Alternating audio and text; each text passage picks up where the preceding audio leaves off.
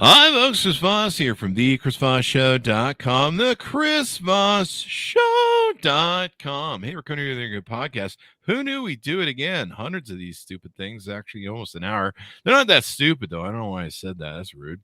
Why? Am I being rude to myself? Who knows? I don't know. Anyway, guys, watch the video version of this. We've got an incredible guest on the show, and you're going to want to watch the video on it. YouTube.com/Chris Voss.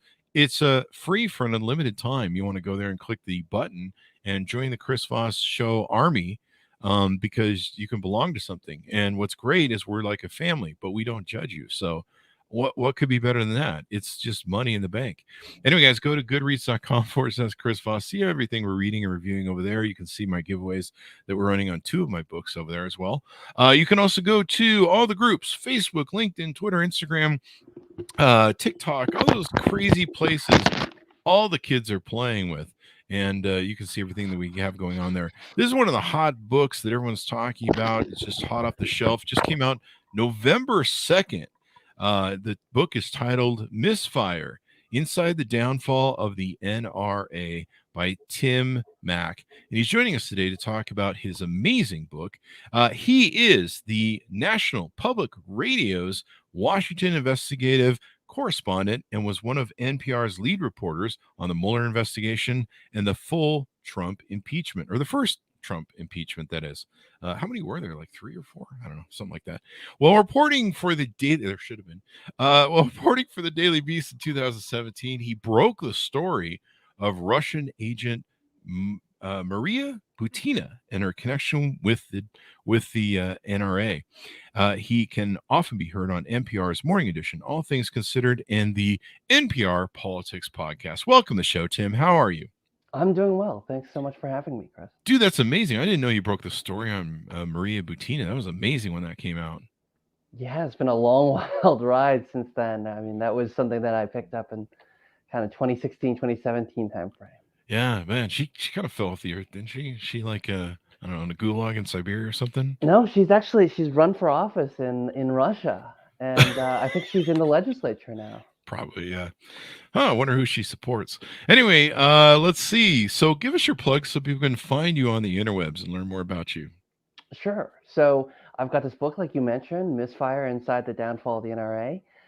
You can find it online. Go to if you want to pick, what your local retailer for books or Amazon or whatever else, you should be able to find it there. There you go. So what motivated you want to write this book? Well, the NRA has just been such a black box. There's not much known about the NRA except for what they wanted to put out there, in press releases and, in their press conferences and things like that. I really wanted to pull back the curtain and show something about the characters and the personalities and the people involved in this organization. That was something that really fascinated me, was researching, doing interviews, and writing about these people, of which very little is known. Yeah. Yeah, they're definitely a secretive organization up until late, and it seems like everything's just splitting right open for them. So give us an overall arcing of your book and basically the encompass of it, if you would, from a bird's eye view. Sure. So the book really extends mainly across the last 10 years or so. It looks at the NRA's history from Sandy Hook to present, approximately. There are, of course, places that go a little further back from that, but it basically looks at the main characters in the NRA and follows them across the last 10 or 15 years. It carries the NRA from a period when they were doing really well during the Obama years through Sandy Hook, and that's a pivotal moment for the NRA, to Donald Trump's election, and later on through to its financial troubles, and ultimately its bankruptcy and a lawsuit filed by the New York Attorney General to dissolve the organization. Yeah, it'll be interesting to see how that turns out. I hope so. Anyway, it's been interesting. So you how does the book start out? Because I heard in one of your reviews a story about how you acquired some documents. Were you writing the book at that time, or was this a proponent for writing the book, or what got you down that pathway? And I'd love to hear Yeah. the story too. Yeah, so I've been working on this book really since around 2017 or so. Oh wow. So it's been 4.5, 5 years almost. Hmm. And I was working on it for a long time. The NRA and people inside of the NRA's environment aren't typically very friendly with the press, right? Hmm. That's not typical. And so trying to work my way in and develop sources and get some of these documents that we ended up finding, that was a really difficult prospect. But there was a big moment in 2020 during the worst of the pandemic when a source said that they'd be interested in showing me some documents. Um, Now, I didn't have a car. There was no public transit, no Ubers. So I ended up renting a moped and driving for what seemed like hours and hours and hours to a parking lot, where a Hmm. source pulls up and the window rolls down and they walk away from the car while saying the documents are in the passenger seat. So I reach Wow. in, pull the documents out, and put them in my backpack, and I kind of moped away. And those documents turn out to be these amazing secret documents that form up a lot of the backbone of the book and a lot of the subsequent reporting of the Wow. book. Um, the NRA is just such a mystery organization, or at least has been in the past, and it allowed me to give color. I mean, the the documents were hundreds and hundreds of pages of secret depositions that have never been seen by the public. Senior Wow. officials in the National Rifle Association talking about who was in the room, what they said, what happened behind the scenes as the NRA began its decline, and how that all occurred. It was an amazing set of documentary evidence, and it was something that just kind of happened after developing some trust with the source. That's amazing, man. I can see it now when you do all the President's Men scene where remember the deep throat in the basement of the Watergate or something or wherever they were. They're meeting in the darkness. Only this time you have a moped, so that's really cool. That'll look great on film. I'm not sure if it will make it into a film, Yeah, but it was a fun experience. I mean, yeah, investigative reporting can be fun, but like a yeah. lot of it is about developing rapport with your Hmm. sources, right? And kind of convincing them that you're going to tell their stories in a fair and accurate way. And that was something that was a real challenge, right? Because the NRA has not been friendly to the press, has not really been an open book in the past, and that's why I was so fascinated to do this project to begin with.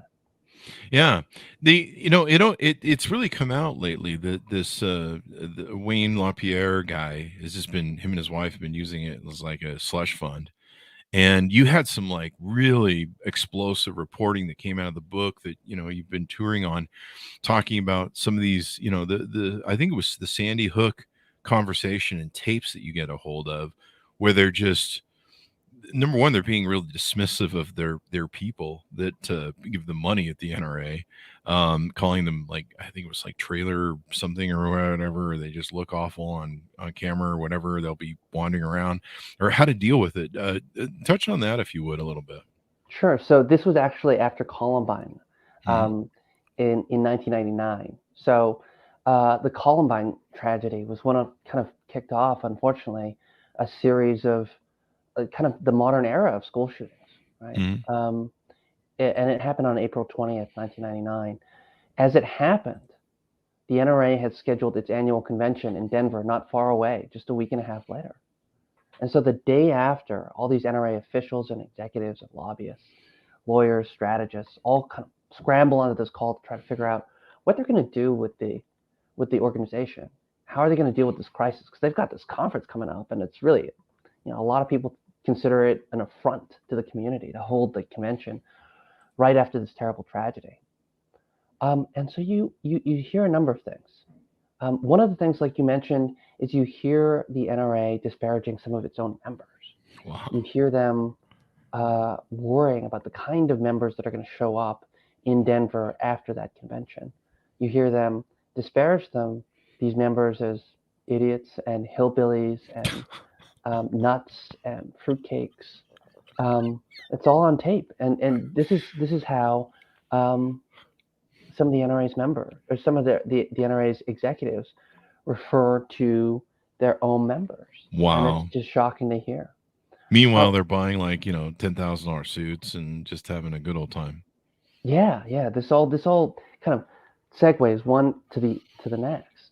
Yeah. Um, the another thing that you hear on the tapes is you hear them try to strategize about what their playbook should be after the shooting. And you hear them consider a kind of softer tone, a softer approach. You hear them consider a $1 million victims fund, for example, or canceling their convention. But as time goes on and these wheels are in motion, they land on this idea that any sort of concession at all will be as if they were admitting responsibility. And Wow. this is something that they carry with them for years to come. Through Yeah. Sandy Hook and uh, uh, uh, through Virginia Tech, through Sandy Hook, through Parkland, this becomes the NRA's playbook over time. But what's so amazing about these tapes, this 2.5 hours of these strategists talking, from Wayne LaPierre, who's the head of the organization then and now, to its top lobbyists, to its advertising people, to its advisors, all of them just trying to figure out how to handle this terrible situation that's unfolded in Colorado, and then landing on kind of a no compromise position, which they've held ever since. Yeah. And I've seen the video, of what's a good. The only good guy is the only. I forget the quote. The only good guy with the gun is the only bad. The You only probably thing know. that stops a bad guy with a gun is a good guy with a gun. This is why you wrote the book, and I didn't. No, it's true, and it's become so. They've politically become so entrenched. What started the downfall of the NRA in your mind? I mean, they did kind of this illegal contribution, and I think Maria, what's her face, was involved in that. The $100 million or something that they wasn't $100 million they contributed to Trump. It was kind of wonky and weird. There was that redheaded gal, I think, too, that had from Russia who had infiltrated a bunch of politicians and people in the NRA. And then Ollie North seems like when he resigned, he was really trying to take out the NRA. And I've often wondered how much he's been working in the background to take that down. He seemed to be the one who was calling out them using it as a slush fund for, their rich wares and living high on the hog. Yeah, well, so Oliver North was brought into the NRA in around 2018, 2019 to kind of help them fundraise their way out of a financial crisis. So just to put it in context, in 2018, the NRA is in such a serious financial contraction that it almost can't make payroll. I mean, this is a Wow. serious problem for any organization. So Wayne LaPierre, who's the head of the organization, reaches out to his old friend Oliver North and asks Oliver North to come on as the president of the organization. And Oliver North agrees and says, "Yeah, I'll do that." But as he gets on, he realizes there are some real problems with the NRA and starts to wonder where all this money is going towards and demands an internal audit of the organization. Mm-hmm. And this causes a lot of friction with Wayne LaPierre, who's the head of the NRA. And this all culminates in a climactic scene in the book in which they kind of confront each other Wow. at an Indianapolis hotel suite in April of 2019. And basically, Wayne LaPierre pushes Oliver North out of the presidency of the NRA. Yeah. And that's vividly described in the book in one of the chapters. Wow. And I think Oliver North, threatens to out him, right? And basically expose him, or Yeah, well, so very publicly, Oliver North resigns, and this raises all sorts of questions about what's been happening inside the organization. yeah. And a lot of reporting, including mine, has been done in the subsequent years, over the last couple Mm-hmm. of years, to kind of describe what was happening inside the organization, inside the NRA. And we're talking things like millions of dollars in private jets, Yeah. lavish meals, exotic vacations to the Bahamas and Lake Como in Italy. We're talking about, you mentioned this earlier, 6 figures in Italian suits from Zegna, the Italian menswear place on Rodeo Drive. It's a real it's a real expose of what happened behind the scenes at the NRA. Yeah. And you get into, his wife, Susan, and some of the shenanigans they're up to, doing all their different stuff involved with Trump and different things. I mean, these people sound like the most sociopathic, narcissistics ever. Well, Susan LaPierre is such an interesting character to me because very little has been written about her in the past. And so Mm, it's very interesting to learn kind of who she was as a human being. So she heads up this elite world of $1 million plus donors to the NRA. And, she's someone who is super controlling and demanding of her staff. And she's kind of a hidden hand in the NRA, right? Like mm, she's someone who has a lot of sway over her husband, who runs the NRA, Wayne LaPierre. She's kind of considered by some to be kind of the first lady of the NRA, and definitely, though she doesn't get paid to work at the NRA, gets all sorts of perks that would make even high-powered corporate executives blush. Things like private cars or private jets, and uses the NRA's nonprofit money, I might add, in order to kind of expand her lifestyle. wow. These guys are just having fun. Meanwhile, the crap on their, calling their the people that give the money. They're not that large of an organization, are they? They're like 5 million or something. About 4.9 million at the last count. Hmm. And even then, I think, don't they fluff those numbers a little bit? I don't remember. I think I read something there. They might be fluffed. I don't know. Well, so some of their members sign on year after year, 1 year Hmm. memberships, 3 year memberships, 5 year memberships, things like that. But you can also get what's called a lifetime membership. And you pay one-time fee for that. Hmm. But there's not really a way to unsubscribe, as if you like, if you buy a lifetime membership, you're on the rolls. And it's not clear that they take people off Ah. once they pass away, right? So it's more than lifetime, and Sounds like it's the very possibly Mormons. uh, lifetime and beyond membership in a lot of ways. Yeah. Um, The, so they say they have 4.9 million members, but the thing is that it's not merely the numbers. 4.9 million people in the United States are, as compared to the total population of the U.S., you think, okay, not that many people, right? Um, a couple things. There are a lot of people who are not NRA members who kind of identify with the NRA. yeah. If you take in an NRA training class, for example, they have tons of gun safety and training classes. You might identify as a member of the NRA. And there are many more who aren't technically members, but still would say that they support the NRA's goals. And when you talk to lawmakers about why they're worried about the NRA, they're not so much worried about money. Money is important, of course, but they're worried about getting their phone lines totally jammed up, their inboxes totally flooded. They're worried about getting yelled at town halls. And one of the things the NRA has been really effective in doing is mobilizing its members to do that, to put the pressure on lawmakers. And lawmakers are terrified of crossing the NRA for that reason. Wow. 5 million member group runs the country that's 350 million people do you have to deal with. Do you talk about in the book there was that whole wing, Dana Loesch, and there was a whole video arm wing that had gotten, I think it was set up by a third party. Do you go through that in the book and talk about that whole episode? Yeah, so that what that is it was called NRA TV. Hmm. It was something that the NRA spent tens of millions of dollars on. Pissed off a lot of people, including at the NRA, was because it wasn't just a gun. They weren't just doing shows about guns. They were doing shows about all sorts of things, including race and crime and immigration and things like that. That a lot of people at the NRA thought, this isn't a part of our core competency. It's not the reason why members have joined the NRA and so on and so forth. But it was part of the NRA's push to become not just a Second Amendment organization, but a culture war organization. And this is something that they really develop into over the last decade, right? They want to frame themselves as not just a gun organization, but a group that's standing between the government and the taking of your freedoms. Yeah. That's the way they framed it. But by doing that, they really get ahead of their membership, and it costs them a ton of money and contributes ultimately to their financial crisis that they're in Oh, today. really? Good. Good.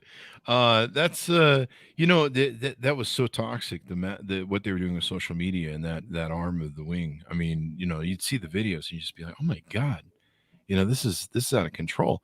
And I remember one of the people wrote on one of my videos or comments recently. They wrote, and it was pro gun. They wrote the Bill of Rights is more important than the Constitution because of the Second Amendment. And you're like, do you understand that the Bill of Rights cannot exist without the Constitution? Like it has to. It's built upon the Constitution. It can't be more important. And so the misinformation out there, the people, and really they use a lot of these different things just to bring out the vote. I mean, that's really all this is. It's like when Betsy DeVos's National Center for National Policy, uses abortion. They don't really care about it. They just use it to bring out the vote. They know it pulls out the votes, and I think the NRA does the same thing with guns, right?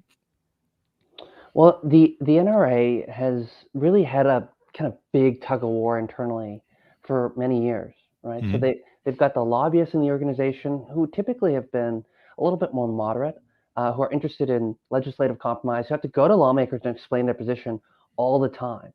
And then there's the fundraising arm and the membership arm, which is incentivized to pull the organization in a different way, a more extreme way, because they've always found that fear sells.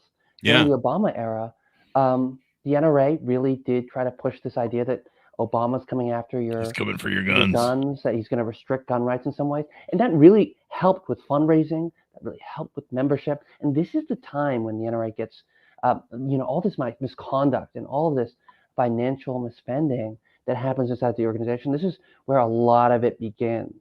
Mm-hmm. And it's very, very effective during the Obama years when they're able to sell that fear. And they use a lot of this money to try to elect and help elect Donald Trump. In fact, the NRA spends more money supporting Donald Trump's election bid in 2016 than even the Trump super PAC, more than $30 million. Yeah. That's a substantial amount of money. Yeah. But the real irony is that although the NRA really wanted the election of Donald Trump, and its members really wanted the election of Donald Trump, that once Donald Trump is actually in office, membership declines, fundraising falls off a cliff. And there's no strategy within the NRA to deal with that. And so in that financial contraction, we talked earlier about Oliver North, that's where all these problems begin to come about. Oliver North gets brought on to deal with that problem, starts asking questions about, hey, where's all this money going? And it leads to this dramatic confrontation that ends up blowing up in the public and leading to where we are now. I mean, so from that, you had members revolting, people on the board of directors protesting the direction of the organization. Multiple congressional investigations were launched into the NRA. And the New York Attorney General, now the NRA was originally founded in New York, so the New York Attorney General has jurisdiction over the NRA as a nonprofit. So the New York Attorney General launched an investigation about 2 years ago and found, after an 18-month investigation, that the NRA had committed tens of millions of dollars worth of illegal spending and misconduct. And so the New York Attorney General filed a lawsuit seeking to dissolve the NRA in its entirety. And it's a real mortal challenge to the NRA and its future. Will we be a better country if the NRA goes down? What would your bet be if you were a betting man? I don't know if you are or not, but if you're a betting man, do you think they're going to survive it? I think they tried to move to Texas and that got shot down by a judge. Well, so they tried to declare bankruptcy in order to move to Texas. They were going to use, so if you declare bankruptcy, you get all these protections under the law to reorganize and kind of emerge from bankruptcy. And they tried to use this as a way to move to Texas and get away from their responsibilities in New York. But the bankruptcy judge basically said, no, I don't think that this is a filing being made in good faith, and I'm going to reject this attempt to file for bankruptcy. And so now they're back in court with the New York Attorney General. Wow. If you're a betting man, do you think they're going to survive it? I'm not quite a betting man. I'm not ready to put it all on red. Okay. But look, I mean, it's a serious. It's You can do black if you any want. observer of the current situation has to admit that there is a serious possibility that a judge will say that the NRA needs to be shut down. Yeah. And with that being the case, I mean, it would be an incredible outcome for the future of our gun politics in the country. It would be kind of great. I mean, you can have any other sort of weapon. I mean, even just buying alcohol or weed or anything else, and everything has got to be licensed. I mean, I'm not for taking away people's guns. I'm not for uh, banning guns like maybe New Zealand or Australia, but definitely limiting some of the guns. You don't need like a tank. Okay, you don't need a nuclear weapon. You don't need I don't know, an F-50 or whatever the hell they're called, the tank guns and stuff like that. I mean, come on, man. And I always love how my friends that love guns are like, "Oh, well, we'll have to take the government on." I think, wasn't it Biden who said, "Have you seen that we have drones and stuff? Like, you're not going to win a war with this government, not at all." I mean, that was great when we all had muskets and I don't know, we were a colony of like a few hundred people or something, but not now. But yeah, it's interesting, and I'm glad you documented this because the story is amazing. The stories are amazing. Anything else you want to touch on in the book that we can tease out to readers to get them to pick it up? Yeah, so the book kind of starts with this scene at Wayne LaPierre's wedding in the late 90s. And it's an important scene because I really think that the NRA finds itself in the financial and legal trouble that it finds itself today because of personality issues with Wayne. Uh-huh. He's the head of this powerful and controversial organization, but he's incredibly conflict averse. He's someone who's deeply anxious, and I kind of show that with an Hmm. anecdote from the late 90s at his wedding. Hmm. Um, the wedding ceremony time comes and passes, and he's not there. Wow. He doesn't want to get married, and he's been telling his friends all week he doesn't want to get married. And his best man's outside with him and puts a $100 bill on the dashboard of the car and says, "Hey, I don't think you should get married either. When we can get out of here right now, if you want, I'll drive you right away." But he goes through with it. He goes in, he gets kind of harangued into the ceremony by his bride, and there's this totally weird ceremony that happens. All these NRA luminaries are in the audience watching this um, incredibly awkward ceremony transpire. Wow. He won't make eye contact with his bride. He's looking up, he's looking down, he's looking around, Wow. but he goes through with it.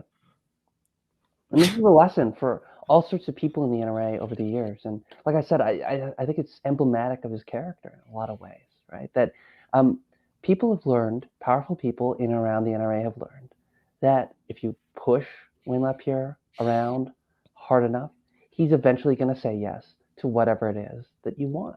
Wow. And that's why so many of these contracts, these sweetheart deals for NRA vendors end up happening, and golden parachutes for former senior executives who leave the organization, get paid incredible sums of money to do almost nothing. That's why they happen as well. It's a real pattern inside the organization. Yeah. I forget who the Russian's name was. The red hair gal. She got That's Maria repatriated back. Butina. Was that Maria Butina? Am I Mm. thinking of? I might be mixing up the other gal who met with in the Trump Tower. She was the attorney. That's who I'm mixing up. She had the she met with Don Jr. Hmm. I'm getting her those two. I think she's Maria too. Is she? I must be getting mixed up. So my apologies. But yeah, this is. It was really embarrassing how much she infiltrated that organization, and and just she's got pictures with everybody, and she's at all the events, and I think she was sleeping with some people. I mean, it was crazy. I'm not sure about that last part, Oh, but really? Maria Butina is like such a really interesting character in this book, right? That Maria Butina is someone who spent years networking with NRA officials and getting them to basically open all these doors for her, whether Mhm. it's money for her travel or for conferences or networking and introducing her to people. The NRA got so easily played by someone who ended up getting charged and convicted Yeah. of being a of conspiring to be an unregistered Russian agent and who went to jail and was ultimately deported. It's an astonishing story.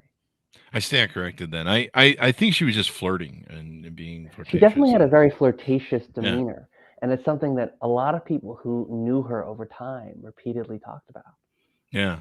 And it seemed like a lot of the guys were like, "Hey, we're around this cute gal," And so I figured something was up. That was my assumption. Yeah, this is really interesting. Are they still in trouble with? Are they still getting sued by the video arm, the TV arm? Yeah, there's still ongoing litigation between the NRA and its longtime advertising firm, which has for many decades been really who they depended on for advice and strategy and crisis communications and things like that. And that divorce has been incredibly nasty. Yeah. It's been one of those breakups that has had a lot of serious effects for the NRA. Yeah. It seems like they just, this has been amazing how they just fell so hard. And for a while there, I was just like, yeah, this is awesome. Some of their stuff was just so toxic. When people listen to the tapes that you released with your book, I mean, listening to people just callously, I mean, these are people that got slaughtered and died and just like cattle. And they're just so callous and cold to it. They're just talking about it like it was nothing. And you're just sitting there going, my God, people died. These were human beings. And all they're worried about is their money and their little organization. Yeah, I mean, those tapes that we're talking about earlier about Columbine is so instructive about the way the NRA ends up handling itself, not just after Columbine, but for many, many years to come. You hear them and you see them developing their playbook for mass shootings from Columbine onwards, and it's amazing to hear how they end up talking about people and strategizing. Yeah, it's just extraordinary. Well, anything more you want to tease out on the book, Tim, before we go? Well, I'd love for folks to, if they're interested in kind of the behind the scenes look at the NRA and these wild characters and who they are, from Wayne LaPierre and his wife Susan to Oliver North and all sorts of figures in between, to pick up the book. There you go. You get into the money too, all the money he spent. Were you able to dig up all that? Millions of dollars in private jets and crap, the lavish meals, details about their vacations, the mansion that Wayne and Susan wanted to buy in Texas. Oh, that's right. All sorts of things in there, including also the weird cast of characters and people with felony convictions and embezzlement allegations all around Wayne LaPierre and the senior levels of the NRA. There you go. Buy his book and send it to all your NRA friends. I don't know if they can read, but oops, what did I say? I'm just teasing. I lost the NRA crowd. Well, that's okay. We lost it years ago. Anyway, Tim, thanks for being on the show. We certainly appreciate it. Thank you very much for coming by. Thank you very much. Thank you so much for having me, Chris. There you guys go. Order up the book. You can go get it wherever fine books are sold, but only go to where those fine books are sold. Don't go in those bookstore alleyways because, they're dirty and there's needles and sometimes there's ruffians in there. Ruffians? What is it, the 1800s? Anyway, guys, pick it up. Misfire, Inside the Downfall of the NRA by Tim Mak. You'll want to pick that baby up and be the first one to read it. And let's see, audio, Kindle book, and hardcover. Also go to youtube.com/Chris Voss. You can see the video version of this. Go to goodreads.com/Chris Voss. All of our groups on Facebook, LinkedIn, Twitter, Instagram, all those places those crazy kids are playing. Thanks for tuning in. Be good to each other, and we'll see you guys next time.